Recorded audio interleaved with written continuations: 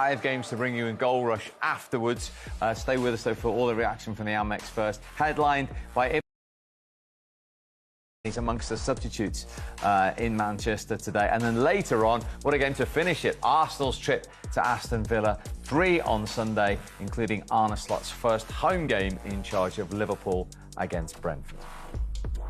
Congratulations, João. What an end to this game. Is there any better feeling than scoring a stoppage time winner at home in front of these fans? First, I'm very happy for the win. I think this goal at the end shows how much you want to win the game. First game at home against a big team. So I cannot feel it better than today. I think the team did well. And now we need to rest because we have another big game next weekend. Listen to these fans at the Amex. You can see exactly what this means to them to beat Manchester United here again at the Amex. I think the fans, they know the power of the team. So they always expect a great game against big team. And today we win. So I think everyone is happy and I need to enjoy. How much character did you have to show as a team to keep fighting all the way to the end? Did you always know a goal could come if you kept playing the way you were? Like the gaffer said to us, we need to believe in yourself. We know they are United, a big club here in England, but I think everyone wants to show our power. So I think this will motivate us to fight against a big team, and we never know. Like today we win. Now we need to think about the next game, another big team, and I think maybe we're going to win or maybe we're going to lose, but for sure we're going to fight. Talk to us about the new manager. He's only 31, but what has he brought to this club? What can you see achieving under him this season? I think he's a very good person. He always tries to push us up, to believe in ourselves, to keep it going. And like today, I think another big game for us, another 3 points, and this is what he wants. Fight, push until the end. Well, congratulations. You're the man of the match. Well done. Thank you. Yeah, you hit the post last week, but João Pedro with the match winner this afternoon. Joe, just take us through how that winner came about. Rio's absolutely right. I think late on in the game like that, when there's been 5 substitutions, man, you've got to deal with it. You need to be leaders talking. First of all, they don't deal with the first bit here. Comes out Anthony, he has to be better. He has to deal with that. And in the secondary situations, a lovely ball in floating in, but there's no one there with their body shape in the right position, and it's the 3 of them queuing up at the far post. From Manchester United's perspective, you'd be furious here, wouldn't you? He has to smash him there. He has to go through that and take everything, Anthony, there. It's a powder-puff tackle which allows you to get this moment. Look. But this is the second phase Joe's talking about. You work on this a lot. You work on the first phase, the first corner. It goes out, recycles, then it's about let's reposition and get ourselves in order. Man United do not do that. Do you know what we saw at half-time when they was bringing on substitution, going through on the iPad? Yeah, you need to be the better. But sometimes at a football game, especially nowadays when there's 5 subs being made, you have to deal with it yourself as players on the pitch, because you know your job at the start of the game might have been on the post, then it might have been in the space, then you might have to mark, but then at that it's all hands to the pump and you have to deal with it. And you have 8 Man United players looking at Belgrade as he's about to whip the ball in, and there's 3 Brighton players, João Pedro being one behind. That is criminal. That cannot happen, and now that's cost them today, ultimately. Fair to say that both the goals, very poor for Man United to concede today. Yeah, I think the second one obviously is much more glaring. I think the first one, you could do better. I think it's a very good ball first and foremost that puts you in a problem as a defender. I think Maguire could deal with the first ball in. But again, this game's been won. 3 crosses in the box, 3 goals. And I always think about this now. If I'm a manager, all I'm telling my players to do is get in those areas and cross that ball, because I don't think we're seeing defenders defend those positions as well as we would have maybe in the past. Same vulnerabilities still there from last season? I don't think the same vulnerabilities. I think Man United, today on the whole, I think their performance was a lot more positive than I'd seen maybe at many times last season. I think there was a cohesiveness with and without the ball.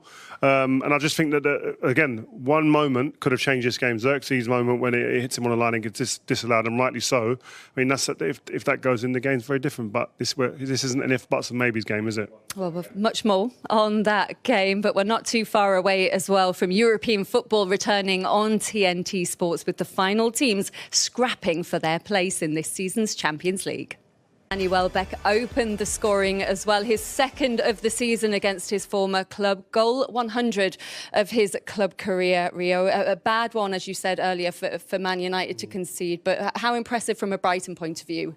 Yeah, I will be telling him in the WhatsApp group later, I think, the Man United one that he's still in, that he shouldn't be scoring against Man United as much frequently as he does. But listen, them type of stats there, and you think, is it them type of stats there, and you think, is it fate that it's just going to fall to him? But I think, again, it's work ethic, it's understanding where to be when the ball goes wide. We can talk about Maguire here, but I think it's a very good ball that comes in. Does put him under a bit of pressure, but I think he can go and deal with it. De Ligt dealt with a similar ball in the second half, actually, went with his weaker foot, but just got it and put it away for a corner. Even then, when it's put across the front of the goal, who's got the instincts to be in there? Who's smelling where the ball might come? Danny Welbeck before anybody else. Yeah. No, I thought he ran the line so well today. You know, it'd be interesting to speak to him because look, Harry Maguire there, he knows. I think when you concede a goal and it's not clear what the mistake is, but you think maybe I could have done it, he'll be disappointed with himself there. Is it tougher today for Harry Maguire because De Ligt has come into the club as a signing? He's sitting there on the bench waiting, and everyone's waiting to see just what this back four is going to look like going forward for the rest of the season. Yeah, but I actually thought Harry Maguire grew into the game and played very well. I think he was the best defender for Manchester United, or best centre-back definitely today, as the game grew on defensively, and I was a bit surprised when he got brought off, actually. And we were talking, I think, if he had been on the pitch, maybe he'd have been the one maybe leading and vocalising to people to get into positions on that second phase of from the set piece. Who knows? But it's we're all clever after the event, but I think Harry Maguire on the pitch when the second goal comes in, I think Manchester United are a tad more organised, and then they deal with it. João Pedro very much involved in that goal that Welbeck scored. When we look at the changes that Brighton were able to make as well in that second half, Adingra getting involved with the winner, Rio. Do you think this is the best group of attacking options that Brighton have ever had as a club? Yeah, I don't think I remember them having the options that they have. And it's not like the standard drops when players come off the pitch. I think that's the important point. It's all right having the bodies, the amount of players, but it's also the quality that can come on the pitch. The standard doesn't drop. If anything, it stays the same or gets better. They're fresher, they're hungrier, and you saw the players that come on, they have an impact immediately. But I thought João Pedro, today he was outstanding at times, gliding past players, a work ethic as well. And I mean, he had a good time at Watford, and Tom Cleverley, I remember speaking to him, he was a teammate of his, always spoke glowingly about him. And I was surprised only Brighton were the team that came in for him, because I think as a talent, I don't think there's really much questions of him. But doing it at this level consistently, now we're starting to show. Yeah, Brighton's top scorer last season, and it looks like he's picked up where he left off. Is the hardest thing going to be for Hertzler to work out how to fit them all in, Joe, and keep them all happy, which I guess is a good problem to have? Keep them all happy is the key, but this is where I think the beauty of Brighton in terms of all these players are hungry, and Ciso, Bellegrade, all of them young, hungry, aggressive. So the lads who come on the pitch, we said before the game, we thought it's going to be tight, and we thought the game would be decided by the benches. Either way, both sides, both had experience, athleticism and youth on the pitch at the end. But what they got to do, Brighton, is they got to just keep that what they are, their identity. They're young, they're hungry, and that was the key. That turned it. Having these players to come on, United didn't have to. They're bringing on Anthony, in all due respect, who's gone past that stage where he's happy to play 10, 15 minutes. He's an £80 million player. He probably wants out the door at Manchester United. They probably want him out. So you're bringing him on. So in a crucial moment when there's a ball that needs to be won, a body that needs to be put on the line to deal with it for your team and your club, he didn't do it. Cost his team. And that's a difference. Whereas on the flip side of it, Minte, the running he went through, that is the kind of workload you need at this club in the Premier League to win games. And then if you run your race after 60, 70 minutes, you're bringing on another young, world-class, hungry player in Ciso. They got a great balance. I actually got it. I think I may have got it wrong. I thought Brighton might struggle only because the amount of turnover of players is something that is unusual for them, and a new manager, a young manager, unproven. But all the signs seem to be that they'll just keep on getting better. I think. Sorry. Well, what I'm hearing, the murmurs coming out of the club as well, is that, he's a young manager, but he's putting some heavy demands on these players physically. All mentally, obviously, and they've got a lot of information to take in. But physically, even today, they outrun Man United in terms of distance. In high intensity numbers as well were crazy off the charts.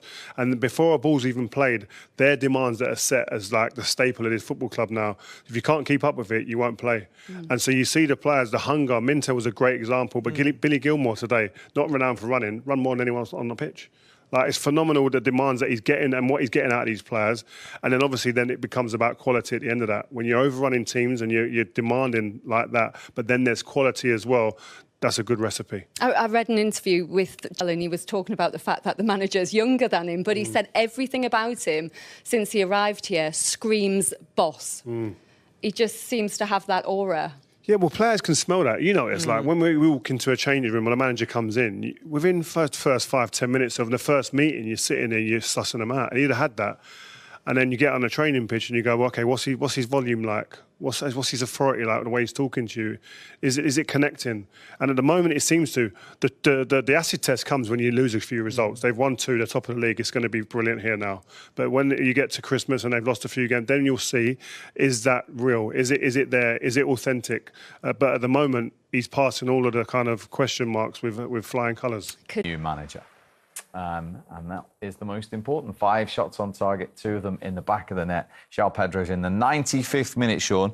I mean, we'll talk through Manchester United's approach to the goal in a moment. But from Brighton's point of view, as we said, the strikers were on, they kept going. Came from originally from a corner, actually, that Manchester United couldn't clear. Yeah, they did. And there's one thing we was always taught when we was younger, try and keep the ball alive, and I think that's exactly what they did. But this nice delicate pass that Owen highlighted from Yari was perfect, and Dingra just sees that there and just stands the ball up into the space. The biggest problem is why is there so many Brighton players free on that side of the pitch? Come on then, Owen, from Manchester United's defensive point of view. Well, your left back's pressing when he should be in his position. Martinez is out of position, and there's nobody at the back post. João Pedro's got to tap in.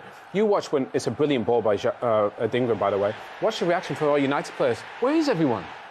Look, it's the second phase of a corner. It happens, right? Everybody wants to get to the ball. But if the players are out of position, somebody just needs to fill in. There's 8 United players in the box there, you know. That's the last minute of the game. You can't lose a game like that. You just can't. Somebody just needs to fill in and see. Shawnee's out of position, I'm going to have to fill in. Not saying you are, but you know, you got to fill in. And it's like, to leave that there, Erik ten Hag would be fuming. But that's where you go back to the conversation earlier about having more than one leader in the team, because if there's more than one leader in the team, they pull people into positions. Even if somebody's out of position, they'll say there's a man behind you, like, kind of back up. But everybody's just, in many ways, just caught ball watching. They don't know, nobody even knows they're there. That's why they're so surprised when the ball goes over there and Pedro headers it in the back of the net. It'd be good to actually see it again, because there's so much in it, you know, where you think, Martinez is not in natural position, he'd probably be there. Maguire's gone off by this stage. Does that affect anything here? Yeah, and watch Martinez, that's your left-sided centre-back. He goes out to the ball, so he's out of position. So he's out of position again. The left-back's out of position, Dalot, he's pressing Dingra there. So there's nobody in their natural position, left centre-back and left-back. Somebody fill in. Just somebody, just look. But also, why does it take 4 of them to try and stop that cross? And they still didn't stop it. Yeah, there's already 3 there. So effectively, Martinez, when he... I think he said it last season, if you can't win the game, you know, don't lose it. You know, that they just lost that, and, you know, they didn't need to. And that is the 6th time in the Premier League under Erik ten Hag they've lost a game after the 90th minute, after they got back on terms as well with the deflected effort from Ahmad. Yeah, and I thought at kind of this moment they were pushing. Zirkzee, come on, you know, he tried to give him something different. Ahmad, you know, he's just a brilliant player. Tried to give him something different. Ahmad, you know, he's just a brilliant player. If he gets onto his left foot, you're in trouble. Obviously, it takes a bit of a deflection, but, you know, we just highlight, you just see Zirkzee here. You know, he's the one, he sees that space here, and Brighton are a little bit high, makes a run. Okay, it doesn't come off, but poses a threat. Watch this little flick from Kobe. That's beautiful. Kobe was amazing today. And Ahmad makes a brilliant run in behind. Just wants to get onto that left. Hinshelwood needs to push him down the line, make him use his right foot. He doesn't. And like Shawnee, you guys are too good, too clever. You allow you to do what you want, you're going to get punished. Yeah, but I think the way Brighton was set up then in that little phase of play made that pass a bit easier to play. What, the high line? Yeah, as soon as Kobe gets that touch, it's one pass beats the whole entire squad. And from then, defenders don't like to be running full tilt that way. And once it's that, it gets him. This was the moment, Owen, where United thought they'd gone 2-1 up. Yeah, it should have been. It was a brilliant counter-attack. And we said about, Xerxes and Garnacho, get the players on that can affect the game. This is brilliant. They're a little unlucky. But obviously it was offside because he was. That's why Tanag was saying how. Yeah, but it looks like he actually means, when he gets up, it kind of looks like he moves his knee towards the ball. It doesn't look like he just gets up. It looks like he's actually trying to. But if he was on his feet, he could get out of the way. But because I think when you're sliding, I don't think you can get out of the way, can you? Yeah, but I mean, like when we both said, when he slides to that first cross, the ball's already past him. So effectively, effectively, he doesn't really need to go to ground, I would have thought there. It was brilliant in that first half. The game's there to be won for anyone, but Brighton took the lead on a mistake from Manchester United. Yeah, from Manchester United's point of view, will they be disappointed with the way they conceded this goal? Yeah, I think they would, because in terms of that first half, they limited their attackers, all of them, not even just one of them, to literally nothing. I thought in the wide areas they defended pretty well. Matomo wasn't really in the game until that last moment. Minter, not really done nothing, been guided into his left foot, into bodies.